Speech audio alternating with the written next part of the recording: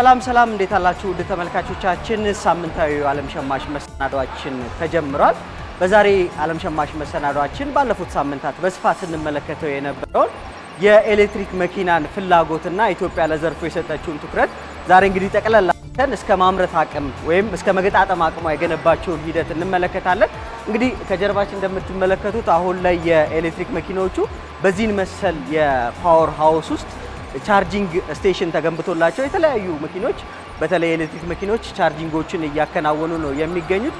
እንደዚህ አይነት ሲስተሞች አሁን ለሀገራችን እየተለመዱ መጥቷል። በተለያዩ ክልሎችም በቀጣይ በስፋት ይሰራባቸዋል ተብሎ ይጠበቃል። በተለይ መዲናችን አዲስ አበባ ደግሞ ለዚህ የተመቸ ስራዎችን ከወዲሁ እንደጀመረች ማሳያ ነው። አሁን ላይ ደግሞ ይሄንን ፍላጎት ታሳቢ ያደረገ የመገጣጠም አቅም የማምረት አቅም በስፋት እየተከወነ ነው የሚገኘው። ከዚህ ጋር በተያያዘ ባልደረባችን ኤፍሬም ምትኩ ወደ ደብረ ብርሃን አቀንቶ በዛ የበላይነህ ክንዴን የኤሌክትሪክ መኪና መገጣጠሚያ ፋብሪካን የቃኘንበት መሰናዶ ነው ወደ እናንተ የምናሻገረው። ከዛ ስንመለስ ደግሞ በተለይ እነዚህ የኤሌክትሪክ መኪናዎች የጥገና ጊዜ ሲፈልጉ ምን አይነት ጥገናዎችን ለማከናወን የተገነባ አቅም አለ የሚለውን እኔ ደግሞ ወደ አንድ ቦታ ዞር ብዬ የምቃኝ ነው የሚሆነው። እናንተም እስከ ፕሮግራማችን ፍጻሜ ድረስ አብራችሁን በመቆየት እንድትከታተሉ እንጋብዛለን።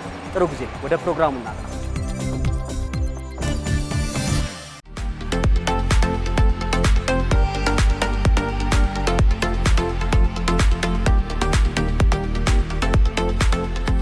ዓለም አሁን ላይ ለዘመናት ጥቅም ላይ ሲውል ከነበረው በነዳጅ ከሚንቀሳቀሱ ተሽከርካሪዎች ፊቷን ወደ ኤሌክትሪክ ተሽከርካሪዎች እያዞረች ትገኛለች። በኢትዮጵያም በአምራች ዘርፉም ሆነ በትራንስፖርት ዘርፉ ታዳሽ ኃይል ቅድሚያ ተሰጥቶት ስራዎች እየተከናወኑ ይገኛሉ። በ10 ዓመቱ መሪ ቅድም ታዳሽ ኃይልን ጥቅም ላይ ለመዋል በየዘርፉ ተካቶ እየተሰራ ይገኛል። በሀገራችን ከቅርብ ጊዜ ወዲህ የኤሌክትሪክ ተሽከርካሪዎች በብዛት ጥቅም ላይ እየዋሉ የሚገኝ ሲሆን ብዙዎችም ከውጭ የሚገቡ ናቸው። ይህንን ሁኔታ ለመቀየር አሁን ላይ በፖሊሲ ደረጃ ተደግፎ የኤሌክትሪክ መኪናዎች በሀገር ውስጥ ለመገጣጠም ብሎም ለማምረት እየተሰራ ነው።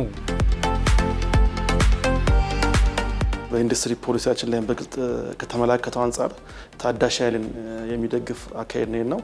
ስለዚህ ከፖሊሲ ጀምሮ ስትራቴጂዎች ነድፈናል። እነዚህ ነገሮች የሚደግፍ የኤሌክትሪክ ቬሂክልስ ስትራቴጂዎችን ከትራንስፖርትና ሎጂስቲክስ ሚኒስቴር ጋር በጋራ በመሆን ተዘጋጅቶ አሁን ተግባራዊ ሆኗል እና በአጠቃላይ ምንድነው ከመጀመሪያ ጀምሮ ኢንዱስትሪው እንዲዘጋጅ ከፍተኛ ስራዎች ተደርገዋል። ያሉን ፖሊሲዎችን የማስተዋወቅ ስራ ሰርተናል። ስትራቴጂያችን ወዴት እያመላከቱ እንደሆነ አሳይተናል። በዚህም የተነሳ በፊት በነዳጅ ኃይል ብቻ የሚሰሩ የነበሩት ኢንዱስትሪዎች መስመራቸውን የምርት መስመራቸውን አብዛኞቹ ቀይረዋል። በኢትዮጵያ የተለያዩ ድርጅቶች ከውጭ የሚገቡትን የኤሌክትሪክ ተሽከርካሪዎች በሀገር ውስጥ ለመገጣጠም በስራ ላይ እንደሚገኙ መረጃዎች ያመለክታሉ። ከእነዚህ ድርጅቶች መካከል በደብረ ብርሃን ከተማ የሚገኘው የደብረ ብርሃን መኪና መገጣጠሚያ የሚጠቀስ ነው። እዚህ የምንገጣጥማቸው የሚኒባሶችን የኤሌክትሪክ ሚኒባሶች 15 ሰው የሚይዙና የከተማ ባስ ኤሌክትሪክ መኪኖችን እየገጣጠምን እንገኛለን። መጪው ጊዜ ለኤሌክትሪክ ተሽከርካሪዎች አምራቾችም ሆነ ተጠቃሚዎች ምቹ ሁኔታ እየተፈጠረ ይመስላል። ለዚህ ማሳያው በርካታ ግዙፍ ተሽከርካሪ አምራቾች የኤሌክትሪክ መኪና ወደ ማምረት መግባታቸው ነው። የኤሌክትሪክ ተሽከርካሪዎች ከአካባቢ ጋር ተስማሚ ከመሆን ጨምሮ በርካታ ጠቀሜታዎች ከግለሰብ ጀምሮ በአጠቃላይ ለሀገር ኢኮኖሚ ትልቅ ፋይዳ እያበረከቱ ይገኛል። በአሁን ባለው ከረንትሊ የዓለማችን የአየር ሁኔታ አንጻር አብዛኛው የኤሌክትሪክ መኪኖች እየተሰሩ ነው ያሉት እና እነዚህ ኤሌክትሪክ መኪኖች እንደሚታዩት በጣም የሚከብዱ በጣም የሚያስቸግሩ ይመስላሉ እንጂ በጣም ለስራም በጣም ቀላል ናቸው። በአጭር ጊዜ ውስጥ ነው ፕሮዳክት እየሰራን ያለ ነው እና ከነዳጆቹ መኪና የተሻለ ያው የካርቦን ዳይኦክሳይድን መጠን በጣም ይቀንሳሉ። 0% ነው። ምንም አይነት ጭስ የላቸውም። ፕለስ ደግሞ ቻርጄብል ናቸው። በቻርጅ ባትሪውን ቻርጅ አድርገን ኢዚሊ የምንጠቀመው ስለሆነ ከነዳጅ የምናወጣው አገሪቷ ነዳጅ የምታወጣበትን ዋጋ በጣም 0% ይቀንሳል እና የኤሌክትሪክ መኪኖች ከነዳጆቹ በጣም የተሻሉና ፉሊ ደግሞ ቴክኖሎጂ ናቸው። በጣም ሌተስት ናቸው። ከአየር ብክለት የጸዳ ነው የኤሌክትሪክ መኪና። የነዳጅ ኮስት የምንለውን ነገር ያጠፋል። በዶላር የሚገዛውን የነዳጅ የሚመጣበትን እሱን ያጠፋል። ለብዙ አመት ምንም ሳይሆን የሚያገለግል ባስ ነው። ኤሌክትሪክ መኪናዎች ኖርማሊ እንደ ቴክኖሎጂ ጥሩ አዋጭነት አላቸው። የነዳጅ ፍጆታ አንጻር ስናየው እነዚህ በጣም አመቺ ናቸው። እኛ ሀገር መገጣጠሙ አንደኛ ለሀገራችን አዲስ ቴክኖሎጂ አምጥተን ሰራተኞቻችንን በአዲስ ቴክኖሎጂ ማስተዋወቅ አንደኛው ነው። ሁለተኛው ደግሞ ከገበያ አንጻር ዶላርን አስቀርተን እዚህ የስራ እድል መፍጠራችን ነው ሁለተኛው። ሶስተኛው ደግሞ ይሄ ቴክኖሎጂ ኢትዮጵያ የምትከተለው የግሪን ለጋሲ አለ። እሱንም በማስቀጠል አኳያ እሱም ትልቅ አስተዋጽኦ እያደረግን እንገኛለን። በእርግጥ አሁን ላይ እኛ ያው እንደ አሰምብሊንግ ነው ያው መገጣጠሙ ላይ ነው። ሜንቴናንስ ላይ ገና ዲቴይል አልተገባም። ያው ገና ፈርስት ፕሮዳክት ነው። ነገር ግን የነዳጁንም ሰርተናል፣ እዚሁ የኤሌክትሪኮችንም ሰርተናል። ነገር ግን የኤሌክትሪኮቹ የመበላሸታቸው ፕሮባቢሊቲ በጣም ዝቅተኛ ነው። አብዛኛው ኤሌክትሪካል ወርክ ነው። ምንም ኮምፕሌክስ አይደለም፣ በጣም ሲምፕል ነው። ስፔር ፓርት ኢቭን ይቀየር ቢባል ሾርት ታይም ላይ መቀየር የሚችል ነው እንጂ እንደ ነዳጆቹ መኪና በጣም የሚያስቸግር እና ጊዜ የሚፈጅ አይደለም። በአጭር ጊዜ ውስጥ ሜንቴናንስ የሚደረጉ ናቸው፣ ቀላል ናቸው ብዬ አስባለሁ። ኢትዮጵያ በቀጣይ ዓመታት ተሽከርካሪዎችን ሙሉ በሙሉ በኤሌክትሪክ ለመቀየር ፖሊሲ ነድፋ እየሰራች ትገኛለች። እነዚህ የኤሌክትሪክ መኪናዎች በፖሊሲ ደረጃ ተመራጭ እንዲሆኑ ያደረጋቸው ኢትዮጵያ ሰፊ የታዳሽ ኃይል ሀብት ያላት መሆኑ ሲሆን፣ በሌላ በኩል ለነዳጅ የምታወጣውን የውጭ ምንዛሬ ለመቀነስ በማለም ነው። የኤሌክትሪክ ተሽከርካሪዎችን በሀገር ውስጥ ማምረትና ጥቅም ላይ መዋል በሀገር ኢኮኖሚ ላይ ያለው በጎ አስተዋጽኦ ከፍ ያለ መሆኑ ይጠቀሳል። ከኤሌክትሪክ ተሽከርካሪዎች ጋር በተገናኘ ኢኮኖሚያዊ ፋይዳው በጣም ሰፋ ያለ ነው። አንደኛ አገሪቷ ለነዳጅ የምታወጣው ወጪ በጣም ከፍተኛ ነው። ሁለተኛ ነገር ደግሞ ባለንም ኃይል የምንወዳደረው ደግሞ አሁን ከሌላው ዓለም ጋር ባለን ኤሌክትሪክ አቅም ነው። ኤሌክትሪክ አቅም ስለሆነ ከዛ አንጻር በብዙ ነገር ሊታይ ይችላል። ሁለተኛ ነገር ነዳጁ ራሱ ቢኖረን በቀጣይ መንግስት የያዘው ቀጣይ አካሄድ ወደፊት ነዳጅ ሊኖረን ይችላል። አጠቃላይ ግን ያለው አካሄድ በታዳሽ ኃይሎች መጠቀም ነው። ስለዚህ ከብክለት ነፃ የሆነ አካባቢን ከፍተኛ ወጪ ቆጣቢ የሆኑ ኤሌክትሪክ መኪናዎች እየተበራከቱ ስለሚገኝ አጠቃላይ እንደ ሀገር ያለው ፋይዳ ከፍተኛ ነው። በጣም የኤሌክትሪክ ተሽከርካሪዎች በሀገር ውስጥ መመረታቸው ለተጠቃሚው በግለሰብ ደረጃ ብሎም በሀገር ብሔራዊ ጥቅል ምርት ላይ የሚኖረው ኢኮኖሚ አስተዋጽኦ ከፍ ያለ ነው። በደብረ ብርሃን የመኪና መገጣጠሚያ የኤሌክትሪክ ተሽከርካሪዎችን መገጣጠማቸው ጥገናዎችን ቀላል፣ ተሽከርካሪዎች አስፈላጊውን ፍተሻ እንዲደረግላቸው እያስቻለ ይገኛል። እያንዳንዱን ከብየዳ ጀምሮ እስከ ፊኒሽንግ ራሳችን ነው የምንሰራው። ስለዚህ እዚሁ መሰራቱ እያንዳንዱ ነገር መኪኖች እንኳን ችግር ቢደርስባቸው ሜንቴናንስ ቢደርስባቸው እያንዳንዱ ስራ እኛ ስለሆነ የምንሰራቸው በቀላሉ እንሰራቸዋለን ማለት ነው። ከዚህ በፊትም ሰርተናቸዋል። የዛሬ ዓመት አካባቢ ላይ ሰርተናቸዋል። ከውጭም ከሚገቡት ላይ ተወዳዳሪ ናቸው። በጣም የተሟሉ ናቸው። ምንም ችግር እስካሁን ገጥሞብን አያውቅም እና በጣም አሪፍ ናቸው፣ ተወዳዳሪ ናቸው ብለን እናስባለን።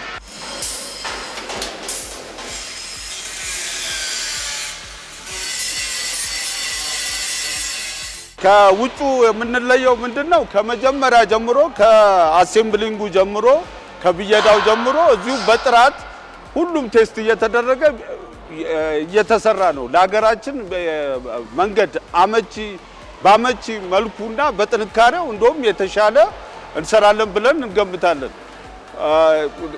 ሸማቹ ማወቅ ያለበት እዚህ በጥራትና በኳሊቲ በሆነ መንገድ ነው እየተሰራ ያለው። እሱን እንሰራለን። ሁለተኛ እዚህ የገበያው ከውጭ ከምናመጣው ኮስት አኳያ ደግሞ ቅናሽ ተደርጎ በሀገራችን ብር ነው እየሸጥን ያለነውና ያንንም ተከትሎ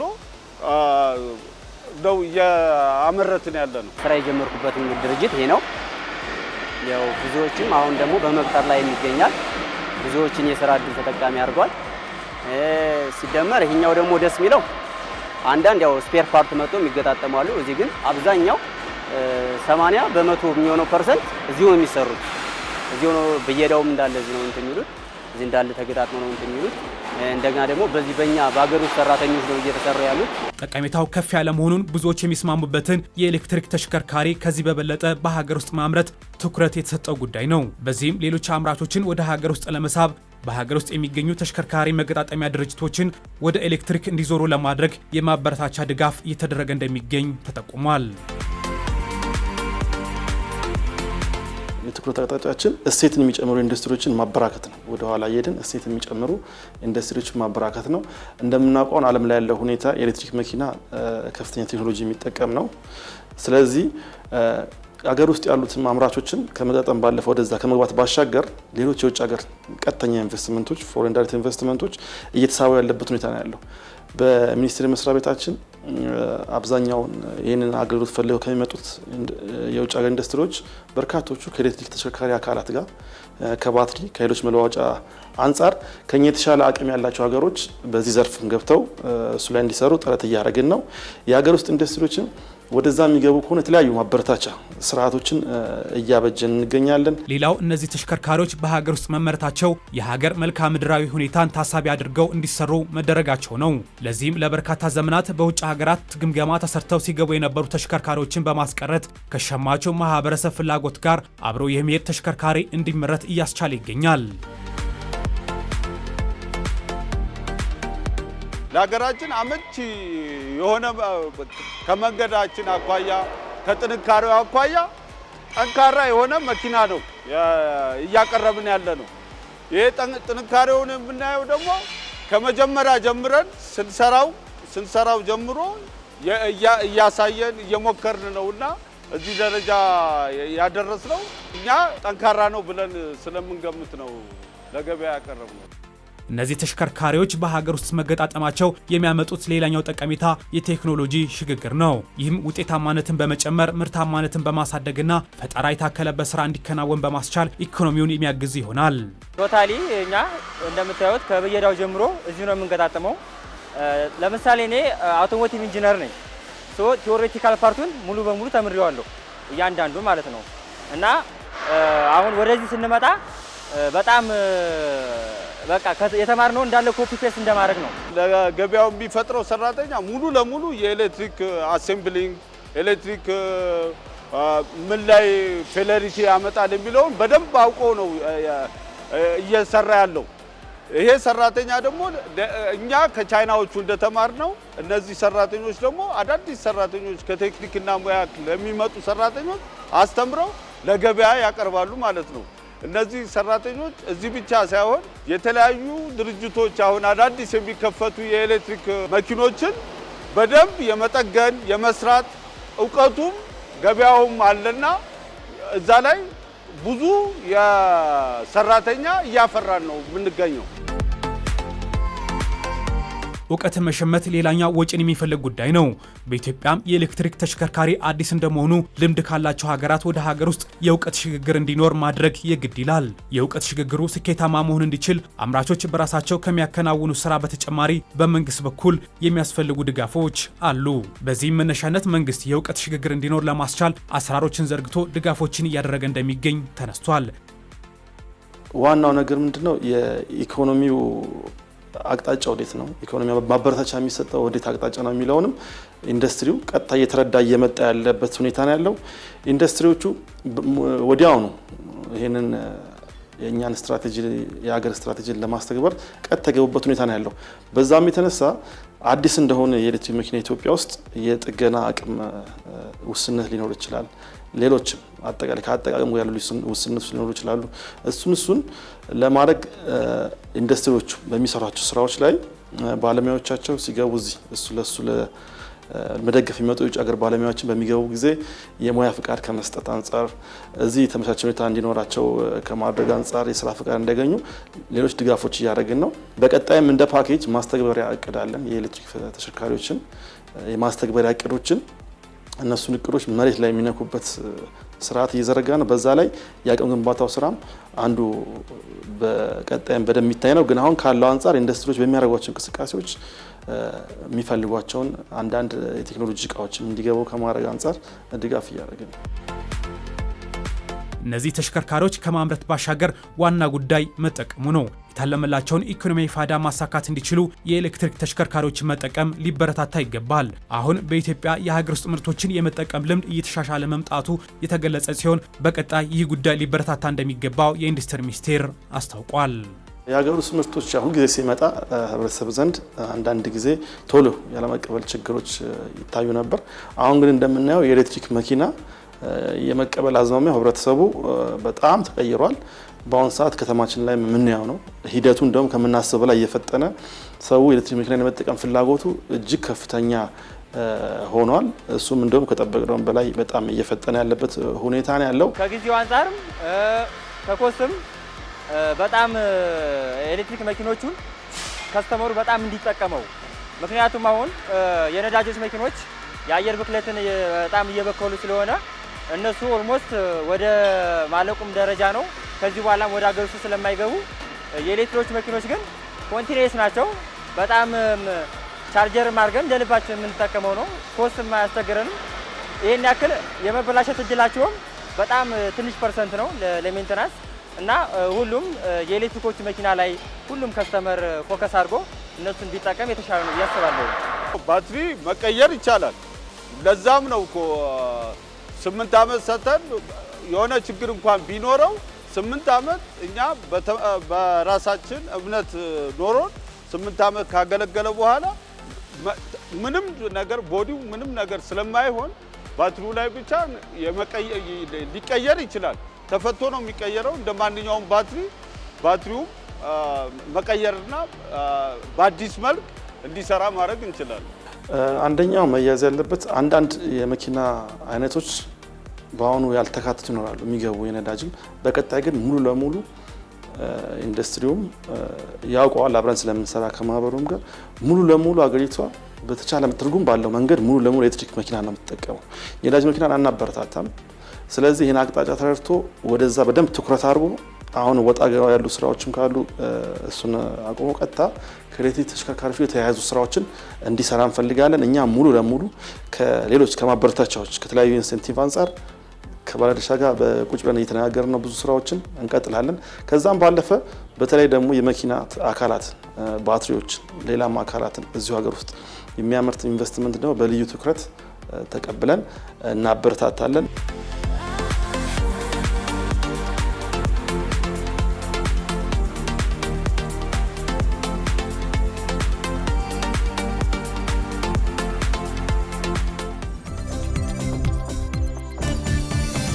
ተመልሰን ተገናኝተናል። ውድ ተመልካቾቻችን አሁንም ዓለም ሸማችን ነው እየተከታተላችሁ የምትገኙት። በዛሬው ዓለም ሸማች መሰናዷችን እንግዲህ ሀገራችን ኢትዮጵያ የኤሌክትሪክ መኪናን አሁን ላይ በስፋትና በጥራት ወደ ሀገር ውስጥ እያስገባች እንደሆነ ተመልክተናል። እሱም ብቻም ሳይሆን በተለይ ፍላጎቱን ታሳቢ ያደረገ በዚሁ በሀገር ልጆች ደግሞ እየተገጣጠመ እየተመረተም እንደሆነ ተመልክተናል። እነዚህ መኪኖች ደግሞ ያው የጥገና ጊዜ ሲደርስባቸው ደግሞ ጥገና ማድረግ የግድ ይላልና ወዴትስ ተካሂዶ ይጠገናል? በተለይ ይህንንስ አቅም ከመፍጠር ጋር በተያያዘ ምን ተሰርቷል የሚለውን በቀጣይነት የምንመለከት ነው የሚሆነው። ለዛም ደግሞ በላይ አብ ሞተርስ ተገኝተናል። እዚህ እንግዲህ በስፋት የኤሌክትሪክ መኪናን በመጠገን ሂደት ውስጥ የደረጃ አቅም ለመፍጠር እየሰሩ እንደሆነ ሰምተናል። ምን አይነት ነገሮች ውስጥ ይገጥሙናል? በተለይ ከጥገና ባለሙያ ከመሳሪያዎች ጋር በተያያዘስ ምን አይነት ነገሮች አሉ የሚለውን ወደ ውስጥ ገብተን የምንመለከት ነው የሚሆነው። አብራችሁን ቆዩ። ጥሩ ጊዜ። እንዴት ናችሁ? እንዴት ናችሁ? ሰላም ነው? እንዴት ናችሁ? ቴንክ ዩ። እሺ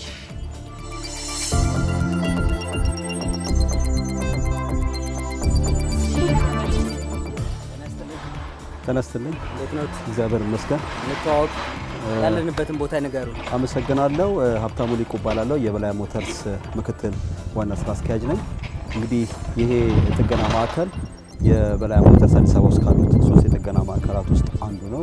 የሚገኘው ቃሊቲ አካባቢ ነው። በዚህ የቅርንጫፋችን እንግዲህ በርካታ ሌሎች ተሽከርካሪዎችን ስንሰራ እስከዛሬ ቆይተናል። አሁን ደግሞ እንግዲህ ዘመኑ ያመጣውን የኤሌክትሪክ ተሽከርካሪዎች የጥገና ማዕከል በዚሁ ቅርንጫፍ ከፍተን እየሰራ እንገኛለን። በዚህ የጥገና ማዕከላችን ራሳችን በላይ ሞተርስ ራሱ የሚያመጣውንም የኤሌክትሪክ ተሽከርካሪ ከዛም በተጨማሪ ደግሞ ሌሎች አስመጪዎች የሚያመጣቸው የተለያዩ ብራንድ ተሽከርካሪዎችን የመጠገን አቅም ያለው የጥገና ማዕከል ነው። ስለዚህ እሱን ማየት እንችላለን፣ መግባት እንችላለን። ጎብኛ። አመሰግናለሁ።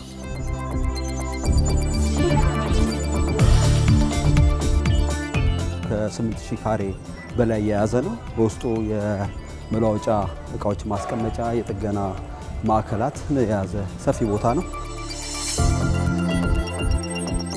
ቀደም ሲል እነዚህ ሌሎች ተሽከርካሪዎችን ስንጠግንበት የነበረው ቦታ ነው። አሁን ግን በሙሉ ለኤሌክትሪክ ተሽከርካሪዎች ዴዲኬት አድርገነዋል። አሁን የምናየው ይሄኛው የኤሌክትሪክ ተሽከርካሪ የቻርጂንግ ስቴሽን ነው፣ እችኛዋ ኮንዲሽን። ከዚህ ውጪ ደግሞ ያሉት ሌሎቹ ይሄኛው ፖስት ሊፍት፣ ቀጥሎ ያሉት የኤሌክትሪክ ተሽከርካሪዎች የሚጠገኑበት ቦታ ነው ማለት ነው። እነዚህ ተሽከርካሪዎች የሚጠገኑበት ቦታ እንግዲህ የኤሌክትሪክ ኢኩፕመንቶች ያስፈልጋሉ፣ የጥገና ግብአቶች ያስፈልጋሉ። ስለዚህ የሴፍቲ ኢኩፕመንቶች ያስፈልጋሉ። ስለዚህ እነዚህ ነገሮች ሁሉ ተሟልተውበት ተደራጅቶ የተዘጋጀ የጥገና ቦታ ነው ማለት ነው። በደንብ ለይታችሁታል ከሌላው መኪና እንዳይገናኝ፣ ምክንያቱም ጥንቃቄ ስለሚፈልግ ኃይል ቮልቴጅም ስላለው ይመስለኛል። ምን ያክል ዝግጅት አድርጋችሁበታል? እሱንም ይንገሩ። እንግዲህ የኤሌክትሪክ ተሽከርካሪዎችን ለመጠገን ትልቅ ዝግጅት ይፈልጋል። አንደኛው እንደተባለው የሴፍቲ ኢሹ ነው። ተሽከርካሪዎቹ በኤሌክትሪክ ይሰራሉ ስንል ከፍተኛ የሆነ ሃይስት የሆነ ቮልቴጅ በተሽከርካሪዎች ውስጥ ይመነጫል ማለት ነው። እነሱ የሚሰሩት በኤሌክትሪክ ስለሆነ ማለት ነው። ስለዚህ እዚህ አካባቢ በሙሉ የምናያቸው ኢኩፕመንቶች ከሴፍቲ ጋር የተያዙ ናቸው። እንደምታየው ይሄ የጥገና ቦታው ነው። ይሄ የጥገና ቦታ ከወለሉ ብንጀምር ወለሉ ከ5 ሴንቲሜትር በላይ ውፍረት ያለው የፕላስቲክ ምንጣፍ ይፈልጋል። ስለዚህ እዚህ ላይ ነው ቴክኒሻኑ ተሽከርካሪዎቹም ቆሞ የሚጠገኑት ማለት ነው። ይሄ ከኤሌክትሪክ ሴፍቲ ጋር ተያይዞ የተገናኘ ነው ማለት ነው። ሌላው ደግሞ ተጨማሪ ስራውን ለመስራት የሚያገለግሉ ኢኩፕመንቶቻችን ናቸው። እነዚህ ኢኩፕመንቶች እንደምናያቸው በፕላስቲክ የተሸፈኑ ናቸው፣ ኢንሱሌተር ተደርገዋል። ስለዚህ እነዚህ እስከ 1000 ቮልት ድረስ ኢኩፕመንቶቹም ላይ ተገልጿል። እስከ 1000 ቮልት ድረስ መቋቋም የሚችሉ ሬዚስት የሚችሉ የተለያዩ ለጥገና አገልግሎት የሚውሉ እቃዎች ናቸው እነዚህ ማለት ነው። ከነዚህ በተጨማሪ እንግዲህ ስራውን ለመስራት የስራውን ዝርዝር እንደየሚመጡበት ኪሎ ሜትር ስኬጁል የተደረገ የጥገና ቼክ ሊስት አለን። ስለዚህ በዚህ ቼክ ሊስት መሰረት እያንዳንዱ ነገር ከምን ቀጥሎ ምን እንደሚሰራ በቼክ ሊስቱ መሰረት ቴክኒሻኑ ቀርቦ እነዚህን ዶክመንቶች እያየ ስራውን በእነዚህ ኢኩፕመንቶች ይከውናል ማለት ነው። መልካም። እስቲ ደግሞ በተግባር ያለውን ነገር ዞር ብለን እንቃኛለን። ከዛ በፊት ግን ከዋጋስ አንጻር እንደሸማች ተመጣጣኝ ነው? ዋጋ የበላይ ዋጋ ብዙም ውድ አይደለም፣ እንደየስራው ነው። 5000 ኪሎ ሜትር፣ 10000 ኪሎ ሜትር፣ 15000 ኪሎ ሜትር በሚመጡበት ጊዜ የሚሰራው የስራ ስፋት ነው ዋጋውን ዲተርማይን የሚያደርገው ማለት ነው። ስለዚህ የመጀመሪያው 5000 ላይ ሲመጡ የሚታዩ የተወሰኑ ውስን ነገሮች ናቸው ማለት ነው። ቀስ ብሎ 10000 ላይ ሲመጡ ደግሞ እንደዚሁ ከፍ ያለ አገልግሎት ሰርቶ ስለመጣ የተጎዱ የተበላሹ የላሉ እና መታየት ያለባቸው መቀየር ያለባቸው ኢኩፕመንቶች ይኖራሉ። ስለዚህ ከዚህ አኳያ አብሮ በሬንጁ እየጨመረ የሚሄድ ነው እንጂ ዋጋችን እጅግ በጣም ተመጣጣኝ ነው። ተወዳዳሪ የሆነ ዋጋ ነው ለደንበኞቻችን የምናቀርበው። በጣም አመሰግናለሁ። እግዚአብሔር ይስጥልኝ። እኔም አመሰግናለሁ። በአውቶሞቲቭ ኢንዱስትሪው ላይ ከፍተኛ የሆነ ለውጥ እንዳለ በተጨባጭ እያየን ነው። በሀገራችን ደግሞ መንግስት በጣም ከፍተኛ ትኩረት ሰጥቶ ለግሪን ኢነርጂ ኤሌክትሪክ ተሽከርካሪዎች ላይ ትልቅ ስራ እየሰራ ነው። እኛ ደግሞ በዚህ ዘርፍ ውስጥ እንደ ባለድርሻ አካላት አደረጃጀታችንን፣ የሰው ኃይላችንን፣ አቅማችንን የበለጠ በማጠናከር በማጎልበት ለኤሌክትሪክ ተሽከርካሪዎችን እያመጣን መቅጠም ጀምረናል። ገበያም ላይ እየወጣን መሸጥ ጀምረናል። ከዚህ ጋር ተያይዞ ደግሞ ትልቁ የብዙ ተጠቃሚ ስጋት ያው የኤሌክትሪክ ተሽከርካሪ ጥገናን በተመለከተ በቂ የሆነ አቅም በኢንፍራስትራክቸርም በሰው ኃይልም በስልጠናም የታገዘ በቂ የሆነ አቅም መፍጠር ግድ ይላል። ከዚህ ጋር ተያይዞ የእኛ ኩባንያችን በዚህ ዘርፍ ከባለሀብት ጀምሮ እስከ የቦርድ ሜምበርስ በማኔጅመንቱ ትልቅ ትኩረት ተሰጥቶት ራሱን የቻለ ለተጠቃሚዎች ትልቅ ቀዳሚ ምርጫ ሊሆን የሚችል የኤሌክትሪክ ተሽከርካሪዎች የጥገና ማዕከል በማደራጀት ሂደት ላይ ነው ያለነው።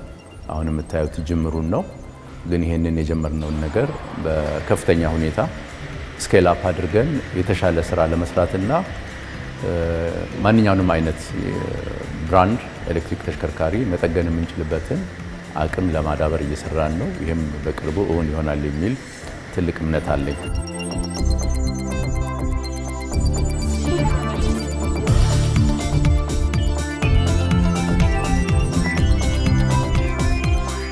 መጀመሪያ ያደረግነው ያለንን የሰው ኃይል ቴክኒሻኖቻችንን ስልጠና እንዲያገኙ በልዩ ሁኔታ የኤሌክትሪክ ተሽከርካሪዎች ላይ ጥገናውንም ቴክኖሎጂውንም በበለጠ ተረድተው ደረጃውን የጠበቀ አገልግሎት መስጠት እንዲችሉ ማሰልጠን ነው። ይሄን ለማድረግ ቻይናም ልከን ቴክኒሻኖቻችንን አሰልጠነናል። እዚህ በሀገር ውስጥም ደግሞ ተጨማሪ ተከታታይ የሆነ 2 ስልጠናዎች አጠቃላይ እስከ 3 ድረስ የሚደርሱ ረዘም ላሉ ጊዜ የተደረጉ ስልጠናዎች ሰጥተናል።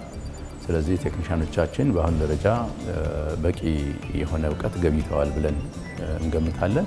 ከዚህ በኋላ ደግሞ በኤክስፒሪየንስ ስራውን እየሰሩ ሲሄዱ ደግሞ ኦን ዘ ጆብ ትሬኒንግ የምንሰጥበትና የበለጠ ደግሞ ክህሎታቸውን የሚያሳድጉበትን መንገድ የምናሰፋበት ሁኔታ ይፈጠራል። ይሄ ስልጠና ቀጣይነት ያለው ነገር ነው።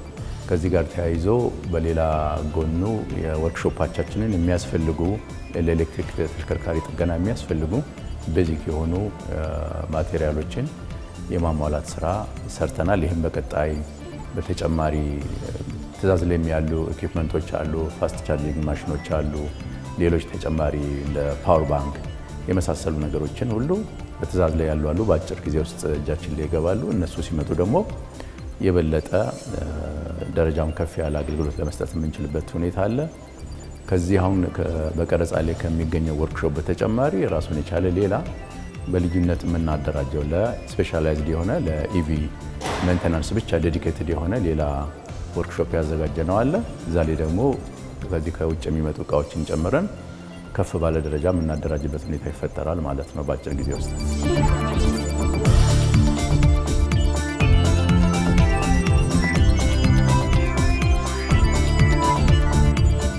እኛ በዚህ አዲስ የቴክኖሎጂ ሴክተር ላይ ኮንትሪቢዩት ልናደርግ የምንችለው ነገር ምንድን ነው የሚለውን ነገር እንደ ማኔጅመንት እየታየ ያለ ጉዳይ አለ። አሁን ምናልባት ቱ ኤርሊ ይሆናል ኤክስፖዝ ዲስክሎዝ ለማድረግ፣ ግን የሚሰሩ ስራዎች የተጀመሩ ስራዎች አሉ። ኢንትረስት የሚያሳዩ ኩባንያዎች አሉ። በተለይ ከቻይና ከኛ ጋር በባትሪ ማኑፋክቸሪንግ ላይ ኮላቦሬት ለማድረግ ፍላጎት ያላቸው ድርጅቶች አሉ። እንግዲህ በቀጣይ የባለ ሀብቶችንም የቦርድንም ይሁንታ ካገኘን በዚህ ላይ ደግሞ በዘላቂነት ባትሪን እዚሁ ከመገጣጠም ጀምሮ ኢን ዘ ሎንግ ረን ደግሞ ወደ ማምረት የምንሄድበት እድል ሊፈጠር ይችላል የሚል እምነት አለን።